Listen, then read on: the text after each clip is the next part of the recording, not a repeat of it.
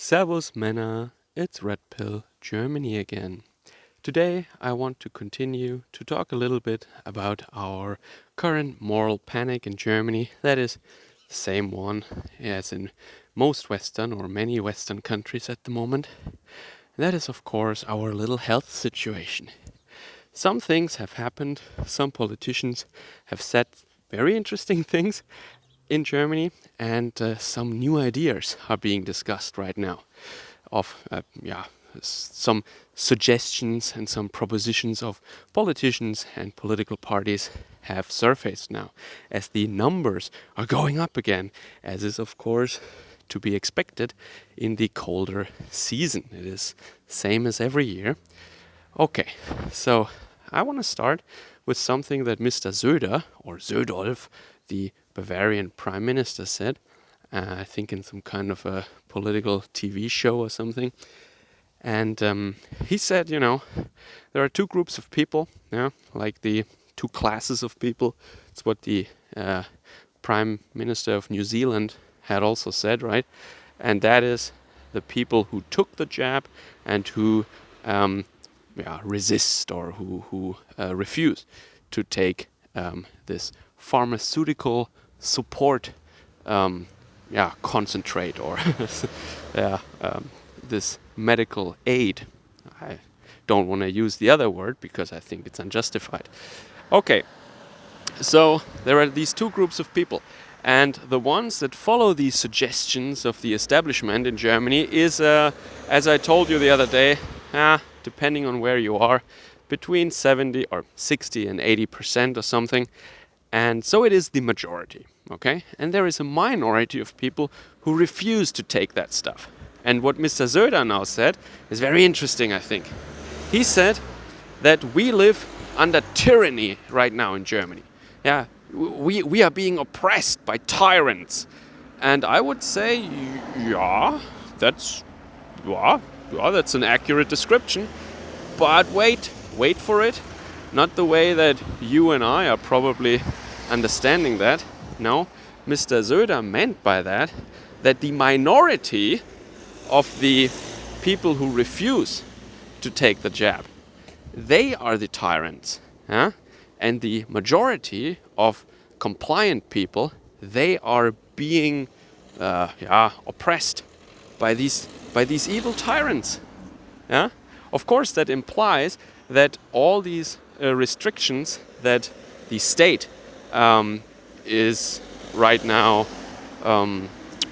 putting the German people under, that is only because of those resisting people. Yeah? If everybody was compliant, then there would be no problem, and we wouldn't need any restrictions.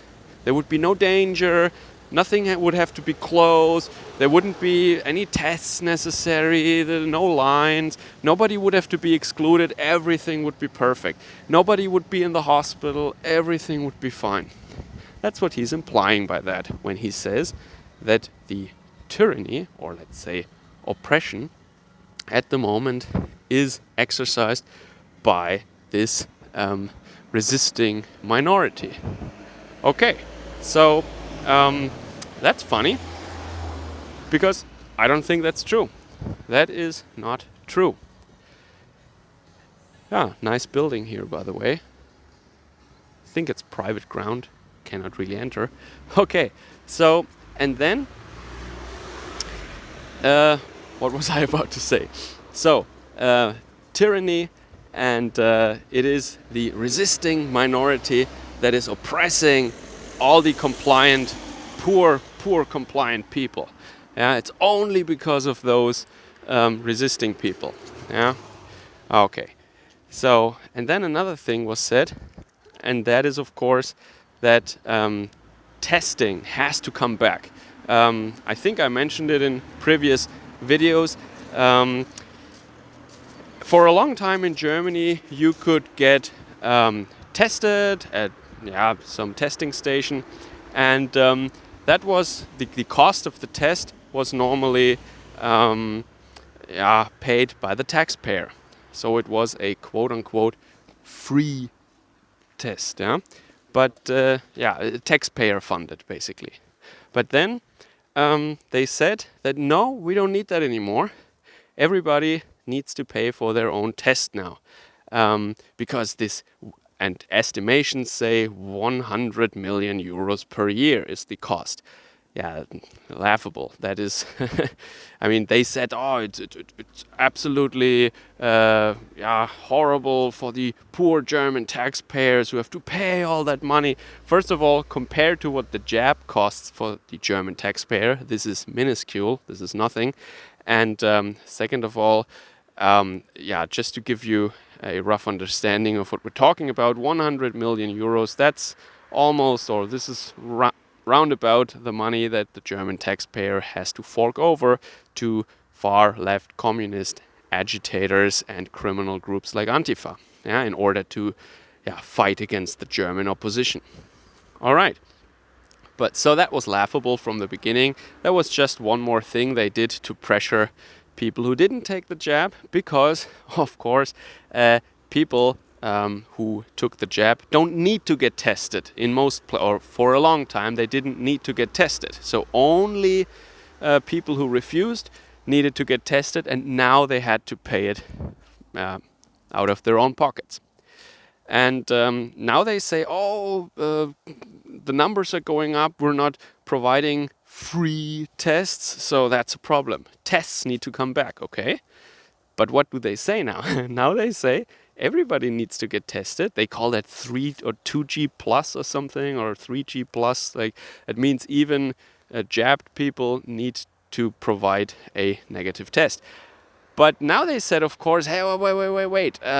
We still want to punish those people who don't agree with the government. So that means now, and I think you know where this is going, right? That means that only people who disagree with the government, only people who didn't take the jab, need to pay out of their own pocket. The jab people, the 70% compliant majority, they can get the test for free, provided by the German taxpayer. Yeah? All right. Makes a lot of sense, right? Because first, it was so much money, absolutely outrageous, the poor taxpayer, what a burden. And now they say, we need to make it extra easy and extra, of course, free of charge for the jab people to get tested. Well, first you said we don't need to test them because they're safe. Yeah, because it's like whatever narrative you try to spin, it just doesn't add up. Whatever they do, whatever they say, it never adds up. Every week, every day, they come with something new. They come along with something new that completely contradicts the narrative of the week before or even the day before. Yeah, that is really something. Yeah, think about that. So to sum up, tyranny. Yeah, Germans live under tyranny. Yeah, and it is those people that are locked up now, that are not allowed to eat in restaurants, that are not allowed to go to public swimming pools or to go to the library or to a museum. Those are the oppressors, of course. Yeah, it's clear that every tyranny that you look at in the history books, of course, it was always those in power that were not allowed to go to restaurants, while everybody else was allowed. Yeah, no, but it actually makes some kind of sense. If you look at it historically, there is some precedent for that, for the rhetoric, for the narratives. If you look at the Soviet Union, for example, you will see that they said that the kulaks are oppressors, and they disowned, they nationalized, or they stole their property, and they eliminated them. But they said they are evil oppressors of the proletariat, and they need to be dealt with. Yeah? So the people that they want to exterminate were labeled as oppressors. Let's hope that this is not what this is, but that is at least some historic parallel that I can identify. Of course, the kulaks were just, in the Soviet Union, in Russia, they were just farmers that were a little more well off, a little more wealthy, and that was enough to label them oppressors. Yeah.